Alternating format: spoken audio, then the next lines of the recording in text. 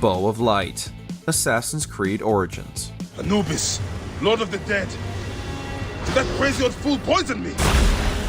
You can't unlock this weapon to use in the rest of the game, unfortunately, but it's still a whole lot of fun in the one level in which it's Bayek's only way to defend himself. During a hallucination, Bayek sees a representation of Apep, a chaos deity in Egyptian mythology that appears as a gigantic, deadly snake.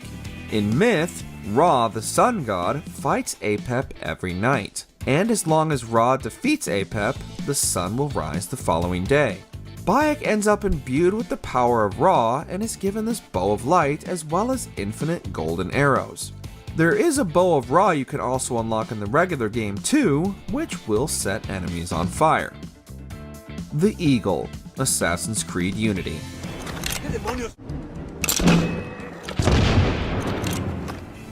Because of its performance issues, Ubisoft gave away Unity's Dead Kings DLC to everybody who owned the game for free. As well as introducing a new area, Saint Denis, it also added the guillotine guns, unique weapons that combine an axe with a grenade launcher. The guillotine guns only appear in this DLC, though you can bring them back to the main game with you, and the most powerful of all is the Eagle. If you want to switch between devastating ranged attacks and brutal heavy weapon takedowns, this is the weapon you need to get. It's unfortunate that they've never reappeared.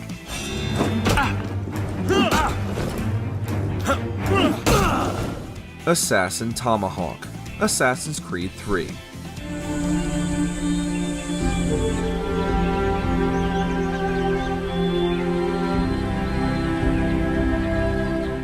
Though Valhalla's small bearded axes are a little similar, traditional tomahawks only appear in Assassin's Creed 3. Originally a simple tool, tomahawks became a famous weapon used by Native Americans, and as such, Connor wields one. After completing his training, he'll automatically unlock the Assassin Tomahawk, which has a blade resembling the Assassin logo.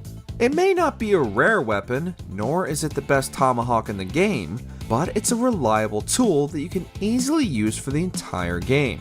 It also has a unique place within the lore as a symbol of Connor's indigenous roots. The Living One, Assassin's Creed Origins.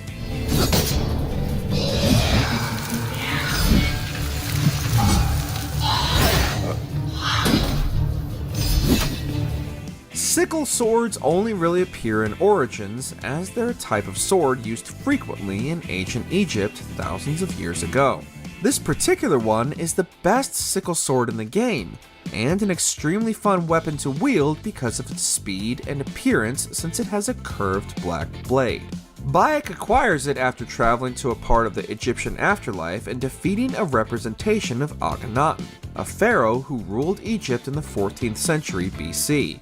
Defeating the pharaoh is no mean feat, and you'll definitely deserve to wield this sword when you triumph, especially since you have to get the DLC to be given the opportunity. Mjolnir, Assassin's Creed Valhalla. It burns. Harvey?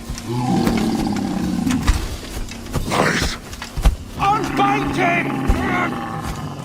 As this is a famous weapon that belonged to a god, in Assassin's Creed it becomes a piece of Eden.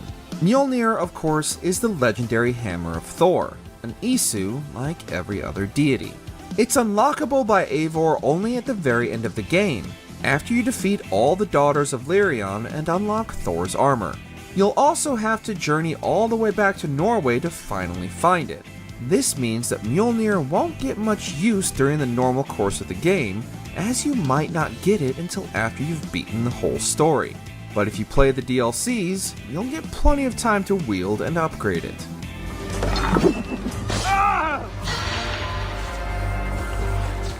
World's Greatest Cane Sword, Assassin's Creed Syndicate. This weapon may take the longest to unlock of any of them in Syndicate because you've got to reach maximum loyalty with Associate Robert Topping. The only way to do this is to win every single fight club and every carriage lap race, which can be tedious, but it's all worth it to get your hands on this level 10 cane sword. All the cane swords are a lot of fun, and like all the other Syndicate weapon types, they were never to be seen again in any subsequent releases. The concealed blades really did exist in Victorian Britain and give a very authentic feel to the brutal combat system.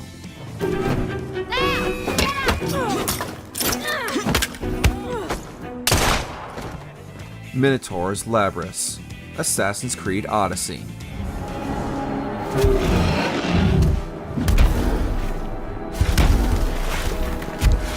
This huge two-headed axe is the weapon used in combat by the legendary Minotaur, trapped for eternity in the mythical labyrinth beneath King Minos' ancient palace on Crete. Cassandra ventures into the labyrinth to fight the Minotaur, which is actually an Isu experiment gone rogue. Upon defeating this somewhat easy but exciting boss, you'll get the Golden Axe, which has some massive buffs including plus 50% critical hit damage. It's lumbering and slow, but worth the time to master if you want your Misthios to be as formidable as the Minotaur itself in combat. Can't believe I killed the Minotaur! What, I would be so proud! Excalibur, Assassin's Creed Valhalla. There are many worthy Swords of Eden in the franchise, all of them former weapons used by the Isu that eventually fall into the hands of mankind. But we're going with Excalibur, the legendary sword once wielded by King Arthur, as our favorite Sword of Eden in the franchise.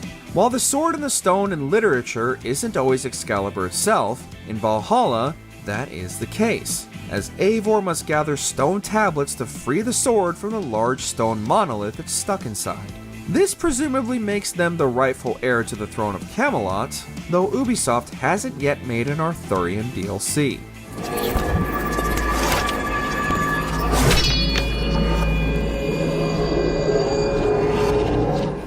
The Hidden Blade, Assassin's Creed series.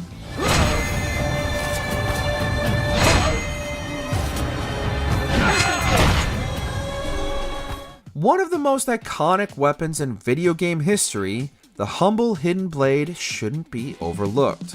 Sure, it's not a super advanced piece of Isu technology, it didn't belong to a mythical creature, and it doesn't inflict any status ailments, but it'll get the job done nonetheless.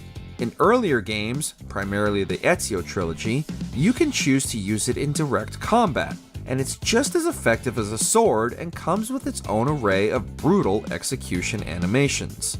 The Hidden Blade is so integral to the franchise that when it disappeared for a while, its return in Valhalla was widely celebrated.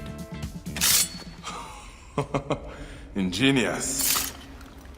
The Apple of Eden, Assassin's Creed Brotherhood.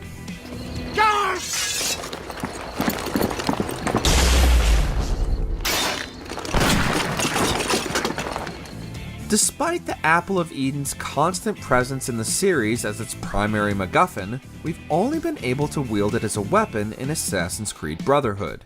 Ezio uses it to escape St. Peter's Basilica at the beginning, and again to hunt down Cesare once he reacquires it.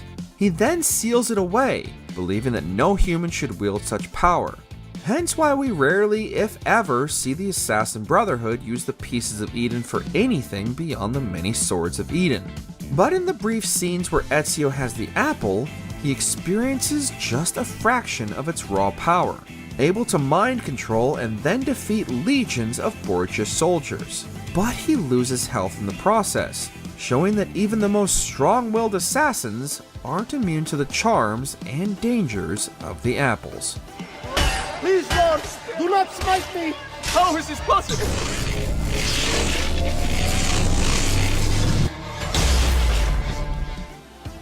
Check out these other great clips from MojoPlays, and be sure to subscribe and ring the bell to get notified about our latest videos.